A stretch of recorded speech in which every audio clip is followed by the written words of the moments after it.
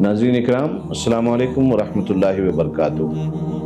میں آپ کا بھائی سبطین عرف زیدی ہندوستانی رمضان مبارک کی اس مقدس مجلس میں ایک مرتبہ پھر آپ کے ساتھ حاضر ہوں۔ حضرت گرامی 11 مہینہ کھانے پینے کے بعد 12ویں مہینے رمضان میں اگر ہم تھوڑی دیر کے لیے بھوکے و پیاسے رہتے ہیں، ہم سمجھتے ہیں ہم نے بہت بڑا کام کر لیا۔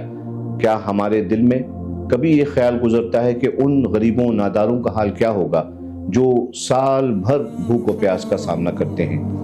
یاد رکھیں، آقا کریم علیہ الصلوۃ والسلام نے ارشاد فرمایا تھا، احب الناس الی اللہ انفعہم للناس۔ طبرانی کی یہ روایت ہے کہ آقا کریم علیہ الصلوۃ والسلام ارشاد فرما رہے ہیں کہ اللہ کے نزدیک سب سے زیادہ محبوب وہ بندہ ہوتا ہے جو اس کے بندوں کو، لوگوں کو سب سے زیادہ فائدہ پہنچاتا ہے۔